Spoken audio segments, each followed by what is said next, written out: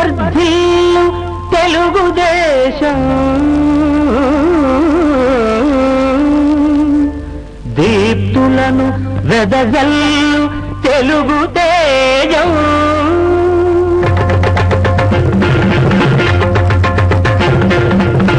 తేనె కన్నా తీయనిది తెలుగు భాష,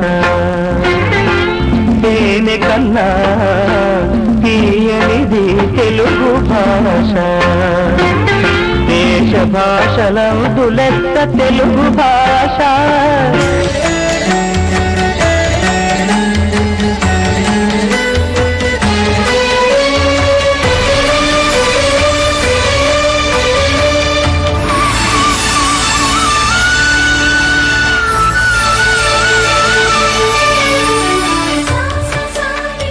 నమస్కారం. ప్రతిధ్వని కార్యక్రమానికి స్వాగతం. ప్రతి సంవత్సరం ఫిబ్రవరి 21వ తారీఖున ప్రపంచవ్యాప్తంగా మాతృభాషా దినోత్సవాన్ని మనం జరుపుకుంటూ ఉన్నాం. మన మాతృభాష తెలుగు వినియోగం మన నిత్య జీవితంలోనూ, అధికార పాలనా యంత్రాంగంలోనూ, న్యాయ వ్యవస్థలోనూ, బడిలోనూ, అమ్మ ఒడిలోనూ ఎలా ఉంది, దీన్ని మనం మెరుగుపరుచుకోవాలంటే ఏ రకమైనటువంటి చర్యలు తీసుకోవాలి అనే విషయాల మీద ఇవాళ ప్రత్యేకమైనటువంటి చర్చను చేపట్టాం. ఈ చర్చలో పాల్గొనడానికి 4 ప్రముఖులు మన స్టూడియోలో ఉన్నారు. వారిని పరిచయం చేసుకున్న తర్వాత చర్చను ప్రారంభించుకుందాం. ఆచార్య జీవి సుబ్రహ్మణ్యం, తెలుగు విశ్వవిద్యాలయం మాజీ ఉపకులపతి, ప్రఖ్యాత సాహితీవేత్త, విమర్శకుడు. శ్రీ చుక్క రామయ్య, ఐఐటి శిక్షణలో రాష్ట్రంలోనే పేరుగాంచిన విద్యావేత్త, ప్రాథమిక స్థాయి నుంచి ఉన్నత సాంకేతిక విద్యల వరకు మాతృభాషలో విద్యాబోధన జరగాలని అభిలషిస్తున్న భాషాభిమాని. శ్రీ రాళ్లబండి కవితా ప్రసాద్, రాష్ట్ర గిరిజన సంక్షేమ శాఖలో ఉన్నతాధికారిగా పనిచేస్తున్నారు. దైనందిన జీవితంలోనూ, అధికార కార్యకలాపాల్లోనూ మాతృభాష అమలుపై అవగాహన ఉన్న సుప్రసిద్ధ అవధాని. డాక్టర్ గారపాటి ఉమామహేశ్వరరావు, హైదరాబాద్ కేంద్రీయ విశ్వవిద్యాలయంలో భాషా శాస్త్రాల విభాగాధిపతి, కంప్యూటర్ వినియోగంలో తెలుగు భాషలో సాఫ్ట్వేర్ ను రూపొందించిన భాషా శాస్త్రవేత్త. చర్చలోకి వెళ్లే ముందు మాతృభాషకు ముంచుకొస్తున్నటువంటి ముప్పుని ఒకసారి విశ్లేషిద్దాం. దేశంలో హిందీ తర్వాత అధిక సంఖ్యలో ప్రజలు మాట్లాడే భాష తెలుగు. ప్రపంచంలో తెలుగు భాషది 6వ స్థానం. అయితే ఆ ఘనత రాను రాను మసకబారుతోంది. తేనెలాంటి తెలుగు భాష తెలుగు ప్రజలకే క్రమంగా చేదైపోతోంది. పరభాష వ్యామోహంలో అమ్మ భాష అశ్రద్దకు గురవుతోంది. ప్రజానీకంలో 30% తమ భాషను చదవడం, రాయడం రాకపోతే ఆ భాష అంతరించిపోయే ప్రమాదం ఉందని ఐక్యరాజ్యసమితికి చెందిన విద్య వైజ్ఞానిక సాంస్కృతిక సంస్థ యునెస్కో తెలిపింది. ఆ ప్రకారంగా చూస్తే మన రాష్ట్రంతో సహా దేశ విదేశాల్లో ఉన్న మొత్తం 15 కోట్ల మంది తెలుగువారిలో 33% మాత్రమే మాతృభాషను చదవగలరు, రాయగలరని ఓ అంచనా. అధికార భాష పట్ల ప్రభుత్వాల నిరాదరణ ఒకవైపు, ఆంగ్లంలో చదివితేనే ఉపాధి అవకాశాలను అందుకోగలమన్న నమ్మకం మరోవైపు మాతృభాష మాధ్యమానికి మరణ శాసనం రాస్తున్నాయి. 2004 చివరి నాటికి 1 నుంచి 10 తరగతుల్లో తెలుగు మాధ్యమంగా చదివే పిల్లల సంఖ్య 20% పడిపోవడాన్ని చూస్తే సమస్య ఎంత తీవ్రంగా ఉందో అర్థమవుతుంది. అసలు 1980ల నుంచే ఆంగ్ల భాష అవసరం పెరిగింది. వ్యాపార ప్రపంచ స్థితిగతుల్లో అనూహ్యమైన మార్పులు రావడం, కంప్యూటర్ ఒక ప్రబల శక్తిగా ఎదగడంతో ఆంగ్లం అవసరం తప్పనిసరైంది.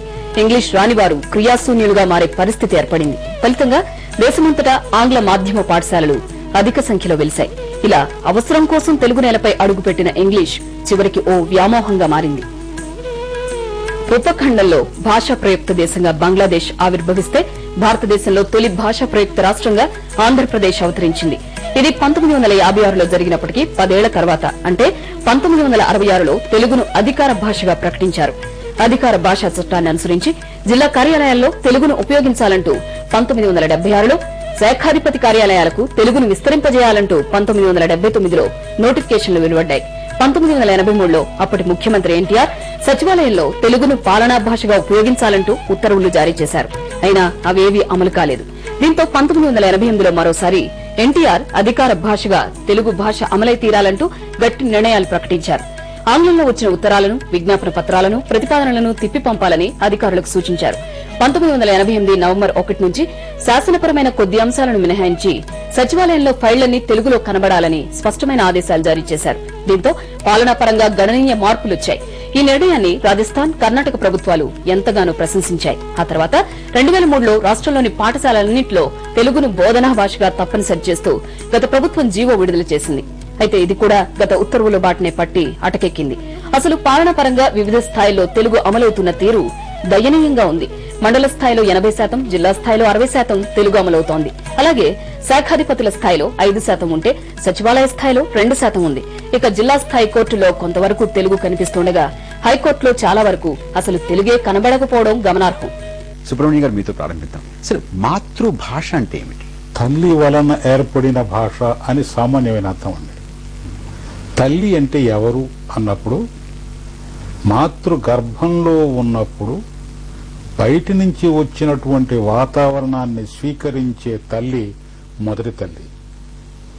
బిడ్డ జన్మించిన తర్వాత తన ఒడిలో తన ఆత్మీయమైనటువంటి అనుభవాన్ని భాషగా వ్యక్తం చేసి పాలతో పాటు మాటలను నేర్పే తల్లి రెండవ దశ. పాఠశాలకు వెళ్లిన తర్వాత తల్లికి బదులు అభివ్యక్తిని భాష ద్వారా వ్యక్తీకరించే ఉపాధ్యాయుడు మూడవ తల్లి. ఆ తరువాత స్వయంగా తనంతట తాను భాషను వ్యక్తీకరించటానికి ఉన్నత విద్యను అభ్యసించేటప్పుడు తనలోని ప్రతిభయే తనకు తల్లి. ఉద్యోగం చేసేటప్పుడు, ఇతర వ్యవహారాలు చేస్తున్నప్పుడు ప్రపంచంతో తాను వ్యవహరించవలసినటువంటి నైపుణ్యాన్ని నేర్పేటువంటి లోకజ్ఞానం తల్లి. ప్రపంచంలో జీవించాలన్నా, తనంతట తాను ఒక ఉదాత్తమైనటువంటి స్థితికి చేరాలన్నా, ఆత్మీయమైన, ఆధ్యాత్మికమైన, సమున్నతమైన సంస్కారాన్ని అందించేటువంటి వ్యక్తిత్వం చివరి తల్లి. వీటన్నింట్లోనూ భాషనే కాక అభివ్యక్తిని, ఆవేశాన్ని, అనుభవాన్ని అందించగలిగినటువంటి చైతన్యాన్ని మాతృభాష అని సామాన్యంగా అనుకుంటారు. రామయ్య గారు, విద్యాపరంగా తల్లి మొదటి గురువు, తర్వాత తండ్రి గురువు, మూడవ గురువు కుటుంబం, కుటుంబం తర్వాత పాఠశాల. కాబట్టి ఇంటిలో జరిగే భాషనే ఇల్లు ఇరుగు పొరుగు, అదే అతని యొక్క భాష, మాతృభాష అని అంటాం. కవితా ప్రసాద్ గారు, చిన్నప్పుడు వాడి చెవులు పనిచేయటం మొదలుపెట్టినప్పుడు తొలిసారిగా విన్న ధ్వని తరంగాలు తల్లివి. సుబ్రహ్మణ్యం గారు చెప్పినట్టుగా ఈ తెలుగువాడు ఇంతమంది అమ్మల యొక్క మధ్యలో వచ్చినప్పుడు ఒక్కొక్క అమ్మ ఒక్కొక్క భాష మాట్లాడుతూ ఉంది. కాబట్టి అమ్మ పాల రుచులు అక్షరాలుగా మారి పసి పెదాల మాతృభాషయయ్యే. మాతృభాషపైని మమతను మరచిన జాతి లేదు, ప్రగతి గీతి లేదు. ప్రొఫెసర్ ఉమామహేశ్వర గారు, ఇవాళ మాతృభాష గురించి దృష్టి సారించి ప్రపంచవ్యాప్తంగా ఒక దినోత్సవం జరుపుకుని కాపాడుకోవాలి అనే స్పృహ ఏమిటి? ఎందుచేతది? టర్కీలో నాగరికులు మాట్లాడే ప్రతి భాష మాతృభాషే అని వాళ్ళు చెప్పారు. అది ఏంటంటే టర్కీ మాత్రమే, అంటే టర్కీ ప్రజలది టర్కీ భాష అన్నారు. అంటే టర్కీ దేశంలో వేరే వాళ్ళు లేరా అంటే ఉన్నా సరే వాళ్ళది టర్కీ భాషే. అట్లాగే డెన్మార్క్ లో 2001 సంవత్సరంలో దాన్ని పరిపాలించే వైస్ చైర్మన్ ఏమంటాడు, డెన్మార్క్ లో పుట్టి డెన్మార్క్ లో ఉండదలుచుకుంటే వాళ్ళ మాతృభాష డానిష్. అంటే పాలకులు ఇచ్చే నిర్వచనం వేరు, ప్రజలు అనుకునే నిర్వచనం వేరు. టర్కిష్ లో కుర్దిష్ వాళ్ళు ఉన్నారు, వాళ్ళ మాతృభాష ఏంటి, వాళ్ళు మాత్రం మాది కుర్దిష్ అనుకుంటారు. అలాగే డెన్మార్క్ లో టర్కిష్ వాళ్ళు ఉన్నారు, మైనారిటీస్, వాళ్ళు ఏమనుకుంటారు, మాది టర్కిష్ భాష అనుకుంటారు. అంటే ఇలాంటి కాంట్రవర్సీస్ మధ్యన ఈనాడు ప్రపంచం బ్రతుకుతోంది. దీంట్లో మాతృభాషకి స్థానం మెల్లగా కుంచుకుపోతున్నది. దాన్ని మళ్ళీ తిరిగి నిర్వచించాలంటే మాతృభాషకి కొత్త నిర్వచనాన్ని, కొత్త క్రైటీరియాతో ఒక తప్పటం లేదు.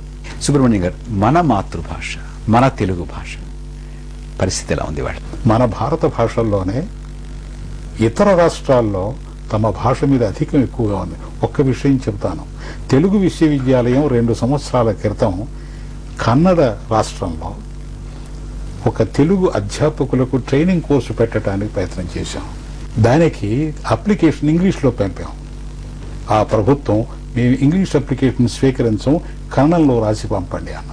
ఇది ఆ ప్రభుత్వం యొక్క మౌఢ్యం అనుకోవడానికి వీల్లేదు.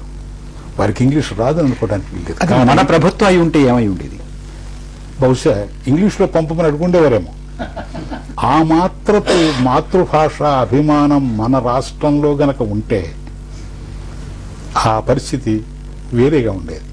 ఈరోజు ఈ పరిస్థితి కుటుంబంలో మారింది. ఒకప్పుడు తల్లి, మాతృభాషకి నిరాదరణ ఉందా? నిరాదరణ అనేది ఒక్కటేనండి.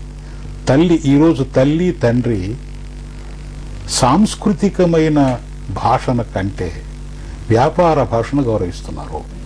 అమ్మ అని పిలిస్తే అమృతము అని అనుకున్న రోజులున్నాయి. ఈరోజు అమ్మ బదులు మమ్మీ అని పిలిపించుకుంటున్నారు. పరిణామం మాతృస్థానంలో మొదటి స్థానంలోనే గర్భంలో బిడ్డ ఉండంగానే మమ్మీ అనే సంస్కృతికి దాన్ని అలవాటు చేస్తుంది. అమ్మ అంటే నా భాషలో నేను పిలిపించుకుంటున్నాను అన్న సాంస్కృతికమైన ఆత్మాభిమానం ఉంటే ఆ భాష బతుకుతుందండి. రామయ్య గారు, తెలుగు మన మాతృభాష పరిస్థితి ఎలా ఉంది? భావంకును భాషకు మధ్యన ఇంకో భాష ఉండకూడదు. పిల్లవానికి భావం అవుతుందో బడికి వచ్చేటప్పుడు ఏ భావనతో, ఏ భాషలో భావనతో వస్తాడో బోధన కూడా అదే భాషలో జరగాలి. ఈనాడు మమ్మీ డాడీ అనేది వెనుకరించడానికి కారణం ఏమిటంటే పిల్లవాని యొక్క భవిష్యత్తు పైన సామాన్యమైన కుటుంబాల లోపల సందిగ్ధావస్థ, అనుమాన స్థితికి వచ్చింది. నా పిల్లవాని యొక్క భవిష్యత్తు ఈ దేశంలో లేదు, ఆ భాష వస్తుందనే నా పిల్లవాని యొక్క భవిష్యత్తు ఉన్నదన్నట్టు భావం కలిగించాం. అంటే ఈ దేశం యొక్క వ్యవస్థ పైన తల్లిదండ్రులకు నమ్మకం పోయిందనే దానికి దౌర్భాగ్యానికి లక్షణం అది. కవితా ప్రసాద్ గారు, మన పరిపాలనలో, మన కోర్టుల్లో, మన కార్యాలయాల్లో, ప్రభుత్వంలో భాష పరిస్థితి ఎలా ఉంది? ఆంధ్రప్రదేశ్లో ఏ కుటుంబాన్ని తలుపు తట్టి అడిగినా ప్రపంచంలో దేశం అంటే అమెరికాయే దేశం. భాష అంటే ఇంగ్లీషే భాష, విద్య అంటే కంప్యూటరే విద్య, ఆట అంటే క్రికెట్టే ఆట, పరీక్ష అంటే ఎంసెట్టే పరీక్ష. ఈ 5 నమ్మకాలు, పంచనిష్టలు.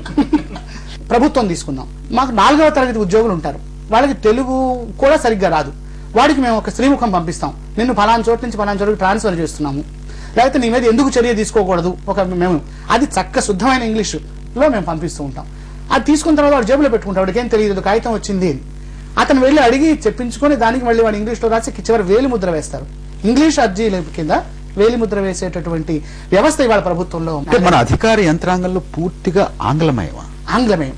ముఖ్యంగా ఒక అధికార భాషా చట్టం చూసినట్టయితే మండల వ్యవస్థ నుంచి తీసుకున్నట్టయితే మండల వ్యవస్థ, తర్వాత రెవెన్యూ డివిజన్ వ్యవస్థ, జిల్లా వ్యవస్థ, సెక్రటేరియట్ వ్యవస్థ. మన చట్టాలు తెలుగులో ఉన్నాయా? తెలుగులో ఉన్నాయి, కానీ అవి తెలుగు కాదండి. ఉదాహరణకి ఒక జీవోని తెలుగులో ట్రాన్స్లేట్ చేస్తే తెలుగు చదివి జీవో అర్థం చేసుకునే తెలుగులో అవి ఉండడం లేదు. ఉదాహరణకు హాస్టల్స్ లో పిల్లలకి కాస్మాటిక్ ఛార్జెస్ అని ఇస్తాం, ప్రతి విద్యార్థికి 20 రూపాయలు ఇస్తాం. కాస్మాటిక్ ఛార్జెస్ అంటే వాడు సబ్బులు, కొబ్బరి నూనె కొనుక్కుంటానికి ఇచ్చే బదులు ఇచ్చేమని. దీనికి ఒక జిల్లాలో దాని పెట్టిన పేరు కాస్మాటిక్ ఛార్జెస్ కి శృంగార పరికరముల పట్టిగా అని పెట్టాడు రిజిస్టర్డ్. శృంగార పరికరాలు అంటే కాస్మాటిక్ కదండి. ఇది ఎక్కడి నుంచి చూసావయ్యా, తప్పు కదా అంటే అధికార భాష వాళ్ళు పంపించిన గెజిట్ లో ఉన్నటువంటి ట్రాన్స్లేషన్. ఈ ట్రాన్స్లేషన్ సంస్కృత పదభూయిష్టమై మామూలు మనుషులకు సంబంధించినటువంటి తెలుగు లేదు. మన కోర్టుల సంగతి ఏమిటి ప్రసాద్? అసలు కోర్టు అనగానే court, lawyer, judge, judgement, contempt, ఈ పదజాలం ఇంగ్లీష్ లో కానీ ఉర్దూలో కానీ ఉంటుంది. దీన్ని తెలుగులో కూడా మాట్లాడాలి అనేటటువంటి ధ్యాస with due respects to court అని చెప్పుకోవాలి. ఇంగ్లీష్ లో కోర్టుల మీద ఉన్నటువంటి గౌరవంతో తెలుగు వినియోగించాలనే స్పృహ ఇంకా న్యాయస్థానాలకి రాలేదు. ఎందుకంటే ఒక మాట అటు వేస్తే ఇంట్లో తెలుగులో సరైన పరిభాషక పదాలు లేవు అని వాళ్ళు అనుకుంటున్నారు, కానీ అది సత్యం కాదండి. ఉమామహేశ్వరరావు గారు, ఎక్కడి నుంచి హాని జరుగుతుంది? ముప్పు అనేక కారణాల వలన వస్తున్నది. గ్లోబలైజేషన్ ఒక రకమైన యుద్ధమే. గ్లోబలైజేషన్ కి లోకలైజేషన్ కి మధ్య ఒక యుద్ధం జరుగుతుంది, సాంస్కృతిక యుద్ధం జరుగుతున్నది. దాంట్లో లోకలైజేషన్ తరపున